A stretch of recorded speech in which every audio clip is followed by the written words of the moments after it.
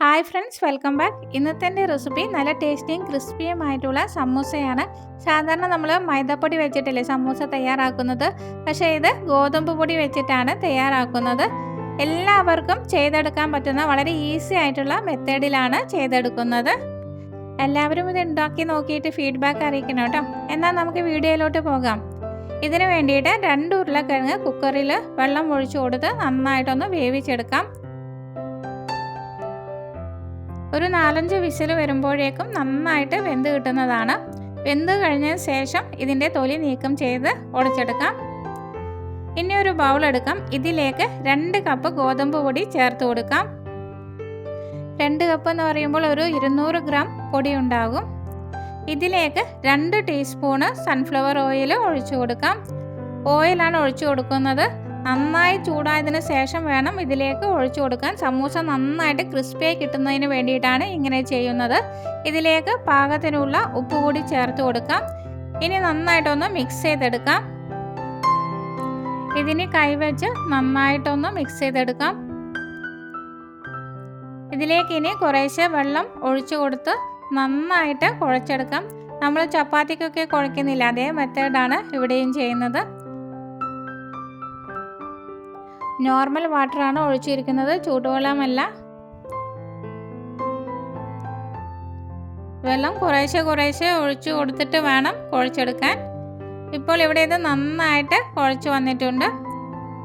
ഇനി ഇതിൻ്റെ മസാല റെഡിയാക്കാം. അതിന് വേണ്ടിയിട്ട് 2 വലിയ ഉള്ളി ചെറുതായി അരിഞ്ഞതും 2 പച്ചമുളക് ചെറുതായി അരിഞ്ഞതും ഇട്ട് കൊടുക്കാം. ഇതിലേക്ക് 1/4 ടീസ്പൂൺ മഞ്ഞൾപ്പൊടി, 1/2 ടീസ്പൂൺ മുളക് പൊടി, 1/4 ടീസ്പൂൺ ഗരം മസാല, 1/2 ടീസ്പൂൺ ചാട്ട് മസാല, പാകത്തിനുള്ള ഉപ്പ്, 1 ടീസ്പൂൺ ഇഞ്ചി വെളുത്തുള്ളി പേസ്റ്റ്, കുറച്ച് കറിവേപ്പിലയും മല്ലിച്ചപ്പും ചെറുതായി അരിഞ്ഞത് കൂടി ഇട്ട് കൊടുക്കാം. ഇതിലേക്ക് വേവിച്ചു വെച്ചിരിക്കുന്ന ഉരുളക്കിഴങ്ങ് നന്നായിട്ട് കൈവച്ച് ഉടച്ചെടുക്കാം. ഇതെല്ലാം കൂടി നന്നായിട്ട് മിക്സ് ചെയ്തെടുക്കാം.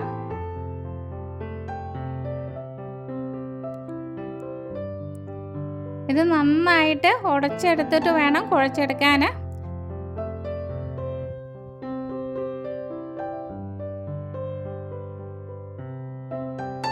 കൈ വെച്ചിട്ട് തന്നെ കുഴച്ചെടുക്കാൻ ശ്രദ്ധിക്കണം കേട്ടോ. അങ്ങനെ നമ്മുടെ മസാലക്കൂട്ട് ഇവിടെ റെഡി ആയിട്ടുണ്ട്. ഇനി നേരത്തെ കുഴച്ച് വെച്ചിരിക്കുന്ന മാവിൽ നിന്നും നാരങ്ങ വലുപ്പത്തിലുള്ള ഉരുളകളാക്കിയിട്ട് എടുക്കാം. വലിയ സൈസിലുള്ള ഉരുളകളാക്കരുത് കേട്ടോ. നാരങ്ങ വലുപ്പത്തിലുള്ള ഉരുളകളാക്കിയിട്ട് എല്ലാതും ഇങ്ങനെ ഉരുട്ടിയെടുക്കാം. ഇപ്പോൾ ഇവിടെ എനിക്ക് 11 ഉരുളകളാണ് കിട്ടിയിരിക്കുന്നത്. ഇനി ഈ കോരി വെച്ചിട്ടാണ് നമ്മൾ പരത്തിയെടുക്കുന്നത്. ഇങ്ങനത്തെ കോരി എല്ലാവരുടെ വീട്ടിലുണ്ടാവില്ലേ? അതിൽ ആദ്യം കുറച്ച് എണ്ണ തടവിയ ശേഷം വേണം ഓരോ ഉരുളയും വെച്ച് കൊടുത്ത് ഇതേമാതിരി പരത്തിയെടുക്കാൻ. ഇതിൻ്റെ നടുവിലേക്ക് 1 സ്പൂൺ മസാലക്കൂട്ട് വെച്ച് കൊടുക്കാം. ഇനി 2 സൈഡിൽ നിന്നും നടുവിലേക്ക് 2 ഭാഗവും ഇതേമാതിരി വെച്ച് കൊടുക്കാം. എന്നിട്ട് ഒന്ന് പ്രസ് ചെയ്തെടുക്കാം. ഇനി മുകളിലത്തെ ഭാഗം താഴത്തോട്ട് വരുന്ന രീതിയിൽ ഒട്ടിച്ചെടുക്കാം. അങ്ങനെ വളരെ ഈസി ആയിട്ട് നമുക്കിത് തയ്യാറാക്കിയെടുക്കാം. ഇനി ഞാനിവിടെ എടുത്തിരിക്കുന്നത് സൺഫ്ലവർ ഓയിലാണ്. ഓയിൽ നന്നായി ചൂടായതിനു ശേഷം ഓരോന്നും ഇതിലേക്ക് ഇട്ട് കൊടുക്കാം. ഒരു 3-4 മിനിറ്റ് ആകുമ്പോഴേക്കും ഒരു ഭാഗം റെഡി ആയിട്ടുണ്ടാവും. ഇത് നന്നായി ഒന്ന് മറച്ചിട്ട് കൊടുക്കാം.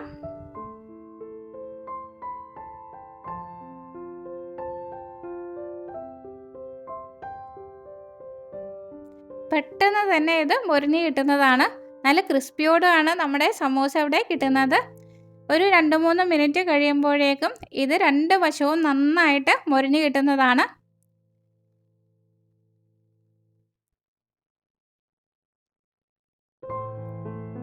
ഇനി ഇത് എണ്ണയിൽ നിന്നും കോരിയെടുക്കാം.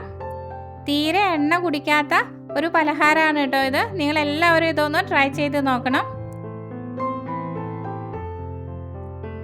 ഇനി അടുത്ത സെറ്റ് നമുക്ക് ഇതേമാതിരി ചുട്ടെടുക്കാം.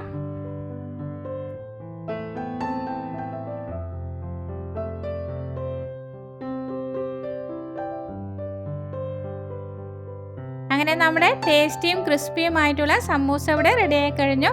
ഈ റെസിപ്പി നിങ്ങൾക്ക് ഇഷ്ടപ്പെടുകയാണെങ്കിൽ ലൈക്ക് ചെയ്യാനും നിങ്ങളുടെ ഫ്രണ്ട്സിനും റിലേറ്റീവ്സിനും ഒക്കെ ഷെയർ ചെയ്ത് കൊടുക്കാനും മറക്കരുത് കേട്ടോ. പുതുതായി ഏതെങ്കിലും കൂട്ടുകാർ കാണുന്നുണ്ടെങ്കിൽ ചാനലിനെ സപ്പോർട്ട് ചെയ്ത് സബ് ചെയ്യാനും കൂടി മറക്കരുത്. വലതുവശത്ത് കാണുന്ന ബെല്ലൈക്കൻ ക്ലിക്ക് ചെയ്ത് ഓൾ എന്ന് പ്രസ് ചെയ്താൽ മാത്രമേ ഞാനിടുന്ന അടുത്ത വീഡിയോയുടെ നോട്ടിഫിക്കേഷൻ നിങ്ങൾക്ക് ലഭിക്കുകയുള്ളൂ. അടുത്ത നല്ലൊരു വീഡിയോയുമായിട്ട് വീണ്ടും കാണാം. Thank you for watching. Bye bye.